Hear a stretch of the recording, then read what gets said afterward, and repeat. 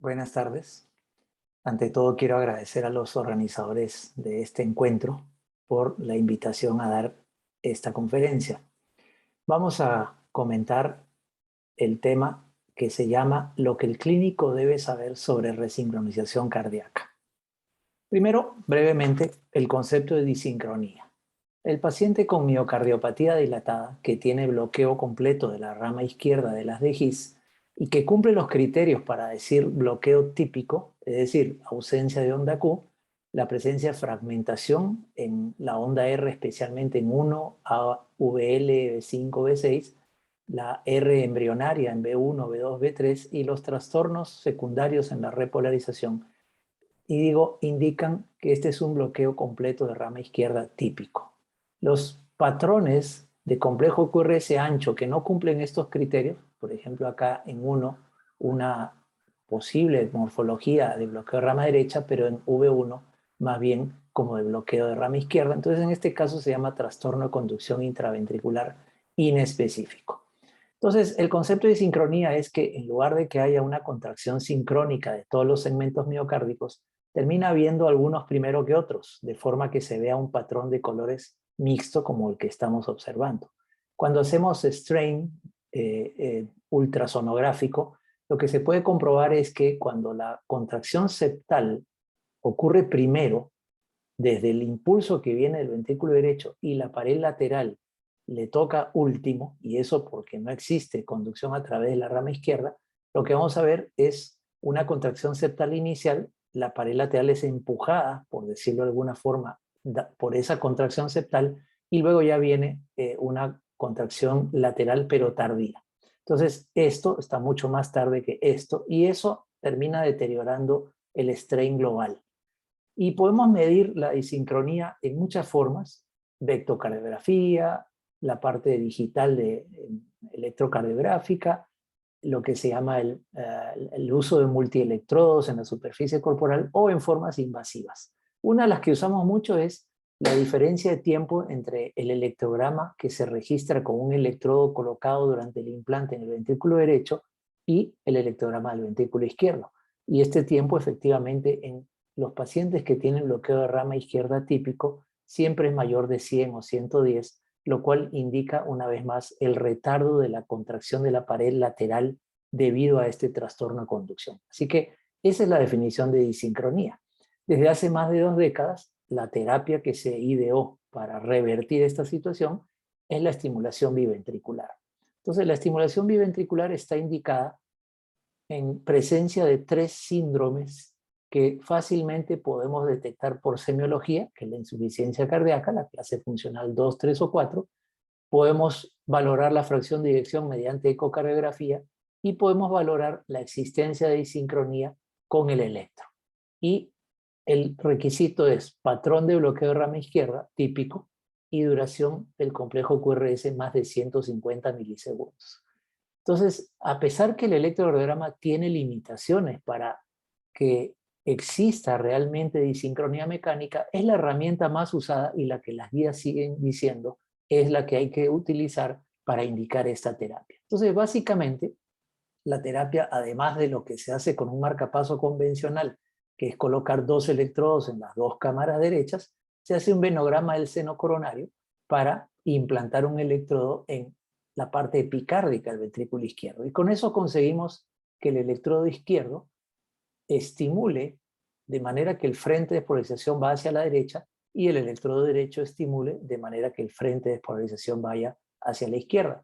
Cuando estos dos frentes se encuentran, vamos a producir de manera simultánea la contracción septal y la contracción lateral, que es todo lo contrario de lo que mostramos cuando veíamos la imagen de disincronía.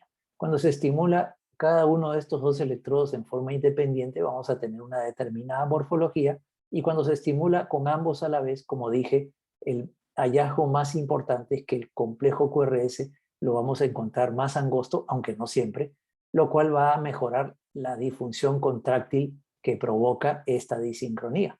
Y desde hace años ya sabemos que este tipo de terapia tiene un efecto sobre la mortalidad, es decir, sobre un punto duro y sobre la morbilidad, En esta revisión igual se demuestra que mientras más ancho es el QRS, el efecto sobre la mortalidad es mejor.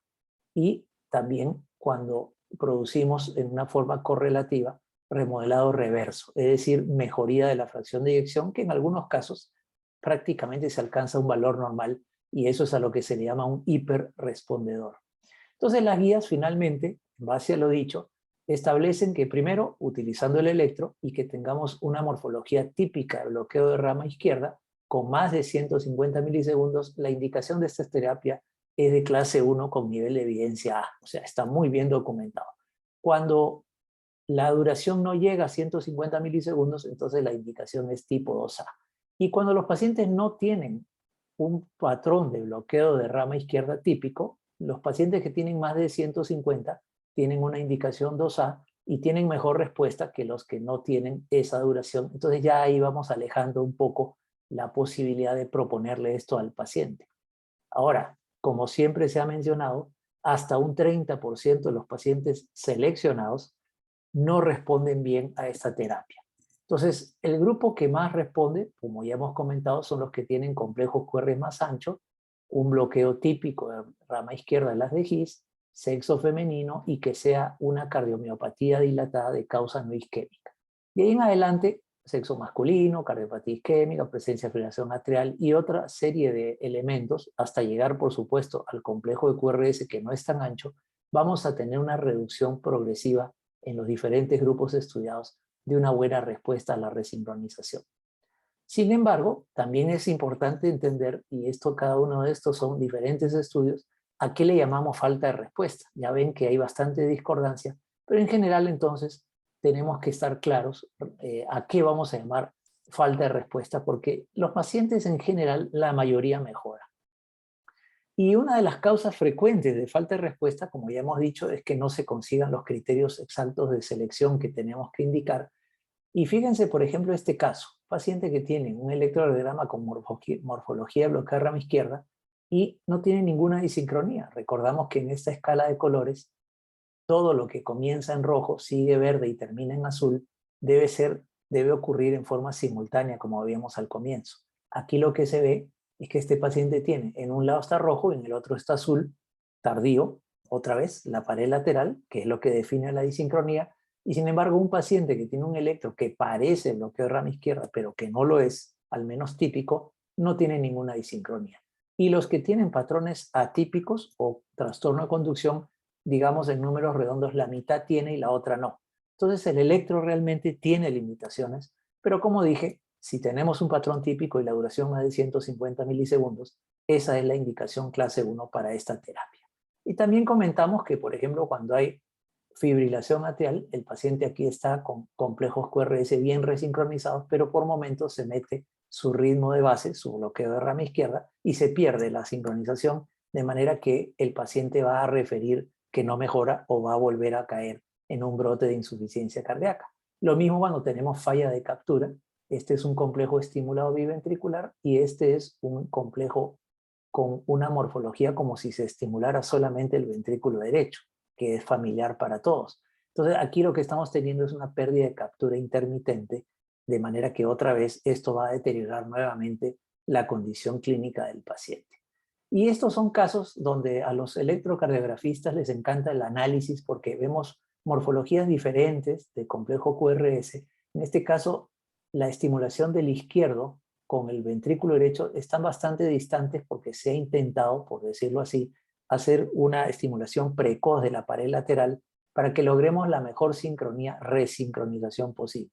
Sin embargo, a veces eso, que parece muy lógico, es contraproducente, de manera que se produce una pérdida de captura intermitente debido a todos los parámetros y tiempos que maneja el dispositivo, y en este caso en particular, cuando se pusieron en forma simultánea el izquierdo y el derecho, conseguimos un complejo QRS angosto y captura en ambos ventrículos, que es lo que deseamos. Así que, en resumen, cuando un paciente no responde, y esto aquí entra mucho nuestra valoración clínica, primero, por supuesto, tiene que estar óptimo el tratamiento médico. Frecuentemente no lo encontramos óptimo. Segundo, optimizar la indicación para que obtengamos los mejores resultados. Tercero, optimizar el sitio de implante, que eso ya corresponde al electrofisiólogo o cirujano que coloque el dispositivo, y la optimización de la programación, que esta es una parte muchas veces olvidada y que con solamente hacer una programación correcta, el paciente va a obtener una resincronización óptima tal como se ha implantado el dispositivo. Ahora bien, en los últimos años se ha planteado una alternativa a esta terapia que ya está bien establecida, que dijimos que tiene más de 2 décadas, que tiene mucha evidencia a favor de su beneficio clínico con puntos duros, pero tiene sus limitaciones, como ya hemos comentado, hasta 30% de los pacientes no responden. Entonces, se ideó la posibilidad de estimular aquí, en el haz de His. Recordemos que el intervalo PR en el electrocardiograma traduce varios eventos electrocardiográficos. Traduce la despolarización del nodo sinusal, la onda P, la despolarización de los atrios. El segmento PR contiene la despolarización del nodo AB, del haz de His y de las ramas. Entonces, solo cuando se alcanza la red de Purkinje en el endocardio biventricular, comienza el complejo QRS. O sea que el intervalo PR abarcaría más o menos todas las estructuras que están en color rojo, y es lo que medimos en el electrocardiograma en esta forma. Ahora bien, si yo coloco un catéter que va a registrar la actividad eléctrica a nivel del haz de His en la unión atrioventricular y registro esa actividad en forma simultánea con el electro de superficie, lo que voy a tener es que cuando aparece la P, voy a tener una deflexión correspondiente a la contracción atrial, y cuando tengo el QRS, una deflexión correspondiente a la despolarización ventricular. Y como es lógico, si entre atrios y ventrículos está la unión AB, es decir, el intervalo PR, ahí es donde voy a obtener la deflexión correspondiente a la despolarización del haz de His. Y si este catéter lo corro más abajo, voy a ver una deflexión parecida a la de la rama derecha, porque el haz de His se sigue de la rama derecha a través de las cavidades derechas. Bien, entonces, cuando queremos estimular el haz de His, tenemos que accesar más o menos esta zona, la zona 2. Y como se ve, pues el haz de His está un poco profundo con respecto al endocardio, y eso va a requerir que se utilice un electrodo con un mecanismo de hélice para accesar o llegar a donde está el haz de His. Y aquí se muestra cómo a la hora de inyectar a través de la vaina que rodea el electrodo, que tiene un tornillito ahí al final, se puede ver cómo la parte distal del electrodo está dentro del tabique, porque de eso se trata, de alcanzar el haz de His que viaja en el tabique interventricular.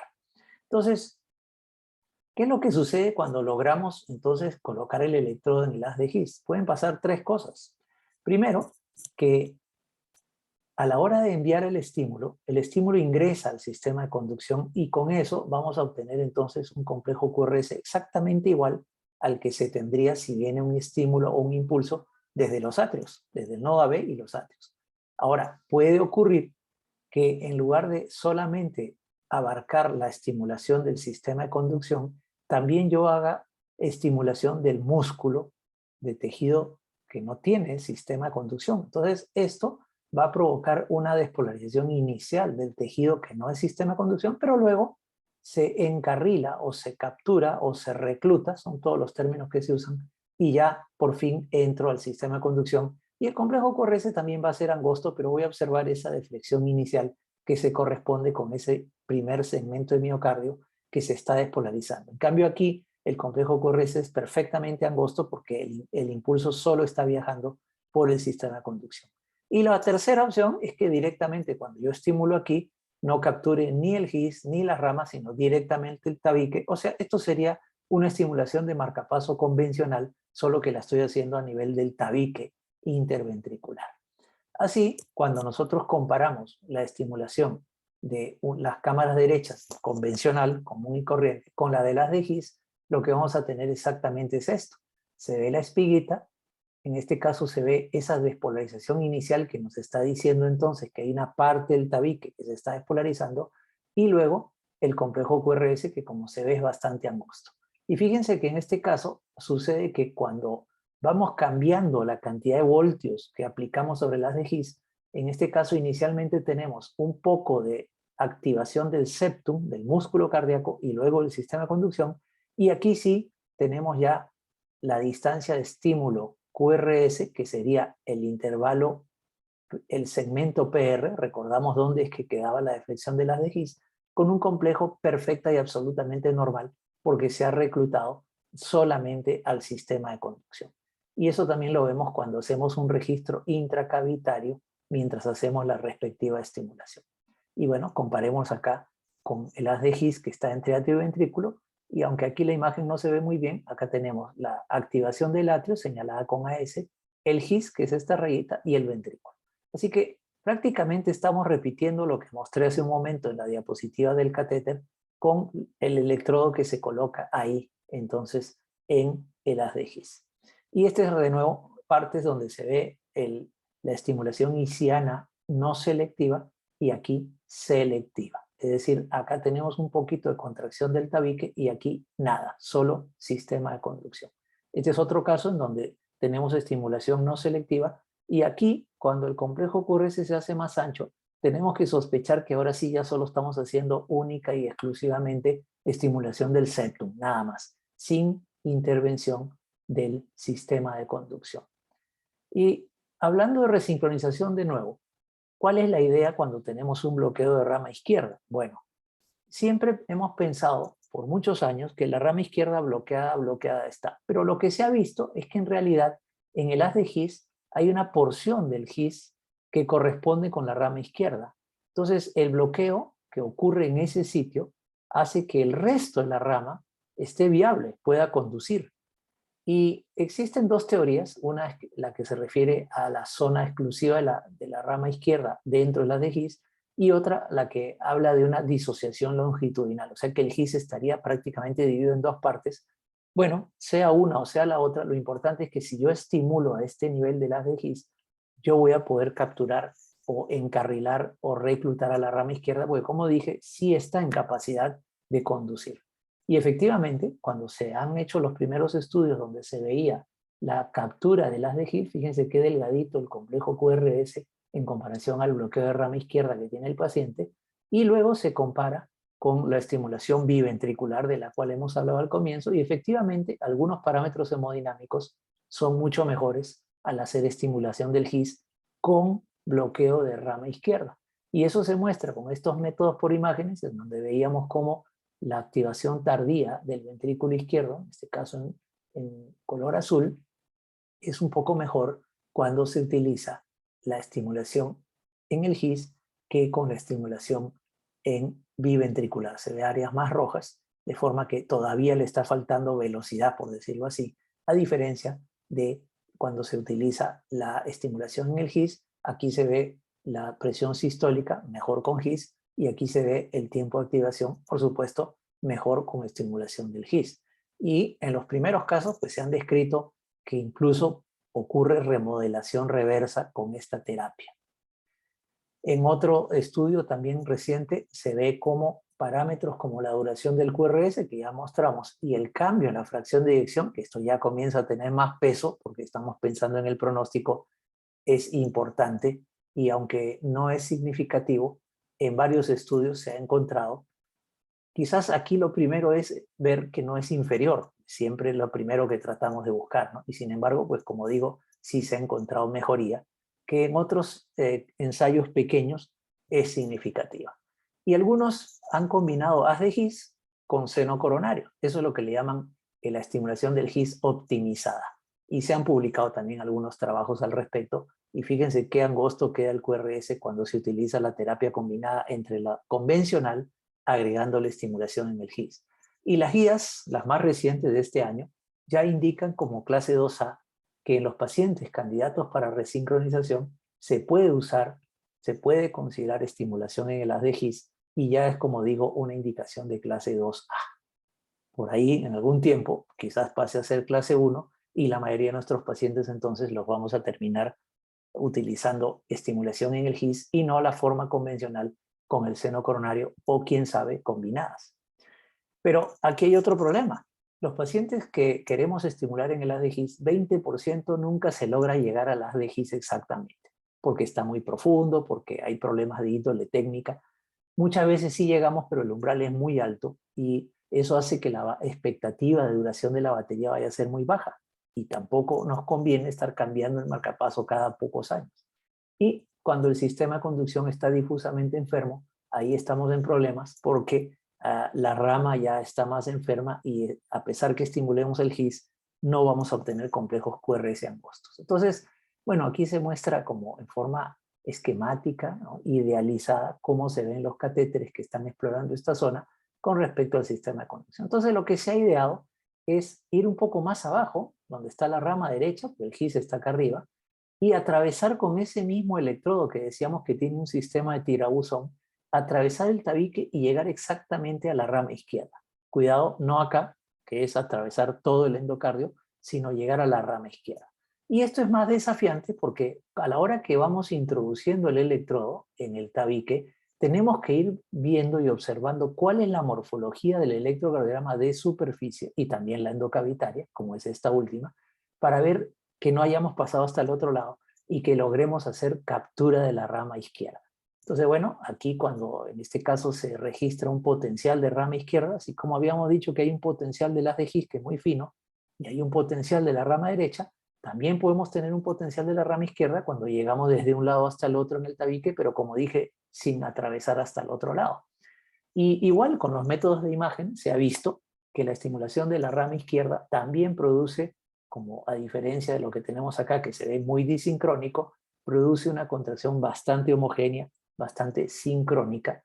Evidentemente depende de elementos como el intervalo AB y demás, pero lo importante es que se ha demostrado que también produce entonces contracción sincrónica. Y como dije, hay criterios electrocardiográficos durante el implante en los que cuando estamos comenzando en el septum interventricular a nivel de la rama derecha, tenemos que ir avanzando hasta lograr criterios, especialmente la aparición de una R' en la derivación B1, que es la que nos dice que estamos ya en la rama izquierda, aunque no es un criterio absoluto. Y de hecho aquí también tenemos estimulación selectiva y no selectiva, y cuando es selectiva, el patrón ese de bloqueo de rama derecha se hace más evidente. Y fíjense este electro, en donde tenemos efectivamente el patrón de rama derecha en estas derivaciones, lo cual es estimulado este electrocardiograma, lo cual indica que estamos en la rama izquierda y como ven, tenemos una activación bastante normal, fisiológica, un complejo bastante angosto. Y lo mismo cuando se está haciendo el implante y aparecen contracciones ventriculares prematuras que tienen esa misma morfología y que nos indican que estamos en el lugar preciso para dejar ahí el sitio de estimulación. En realidad es bastante más desafiante la presencia de estos criterios porque la sola fluoroscopía no es tan fácil como para llegar a ubicar el catéter en el sitio ideal, pero es lo que se está desarrollando en este momento. Aquí se ve una imagen radiológica, a diferencia del GIS, el catéter se ve un poquito más metido, por decirlo así, acá también. Y bueno, tenemos imágenes ecocardiográficas donde se ve cómo el electrodo ha atravesado el tabique y estamos ya, sin llegar a atravesar, estamos dentro del tabique a nivel de la rama izquierda. Aquí estamos a un pelo de haberlo atravesado, pero eso, como dije, se trata de no llegar hasta el endocardio. Y cuando hacemos, porque hace un momento yo mostraba cuáles eran los beneficios de la estimulación del GIS, bueno, también ya se han demostrado beneficios de la estimulación, beneficios hemodinámicos de la estimulación sobre la rama izquierda, especialmente los volúmenes y la fracción de eyección del ventrículo izquierdo. Hay dos grupos importantes que están trabajando en esta área y en los cuales, como dije, pues mejora la duración del QRS, mejora la fracción de eyección, mejoran los volúmenes y la clase funcional. Incluso en esta imagen podemos ver una comparación entre cuánto mejoran los parámetros hemodinámicos en un paciente con terapia de resincronización convencional y cuánto mejoran con estimulación en la rama izquierda. Pues realmente son bastante comparables. De hecho, se ve que son un poquito mejor con la rama izquierda. Así que este es lo último de lo que se está explorando en resincronización, dado que la estimulación del GIS se han encontrado ciertas limitaciones, entonces se está explorando este nuevo campo. Y más importante aún, ya se ha demostrado que en la estimulación de la rama izquierda, en comparación, eso sí, a la estimulación de las cámaras derechas, tiene beneficios sobre la mortalidad y las hospitalizaciones, que como dije, pues es un punto duro, esto todavía no está publicado, pero son puntos duros que definitivamente le dan un soporte a esta terapia. Y por cierto, aquí también existe la terapia optimizada, ¿no? El electrodo del seno coronario con el electrodo que está en la rama izquierda. Entonces, ¿Cuál de las combinaciones será la ideal? Está por verse. Y claro, también hay limitaciones. Por ejemplo, un 94% cuando se estimula a nivel de el inicio de la rama izquierda es exitoso el implante, pero si nos vamos un poquito más adelante, porque aquí por alguna razón no es posible, ya va bajando. Entonces también tiene sus limitaciones técnicas y el tiempo nos dirá cuál va a ser la técnica más efectiva, más rápida, segura y sobre todo que tenga evidencia para indicarla entonces como metodología de resincronización para los pacientes con bloqueo de rama izquierda. No tenemos guías todavía con la estimulación de la rama izquierda. Y por último, algo que se viene desarrollando hace algunos años, que todavía es totalmente experimental, es del todo no usar electrodos. Entonces, la idea es tener un emisor que detecta la señal endocárdica ventricular y una fuente de energía que, con su respectiva batería, que hace que se estimule el músculo solamente con este emisor, que es una piecita muy pequeña, que es esta que se ve aquí. Y esta piecita es la que entonces a través del emisor externo va a enviar el estímulo y va a producir la contracción cardíaca sincrónica con lo que se está detectando a nivel de las cámaras derechas. En este sistema sí, todavía es necesario tener electrodos en el lado derecho, pero ya no en el izquierdo. Esta terapia se han publicado un par de trabajos y pues también se muestra prometedora, como en otras técnicas que están explorando estimulación cardíaca sin electrodos. Les agradezco mucho su atención y quedo atento por si hubiera alguna pregunta o comentario.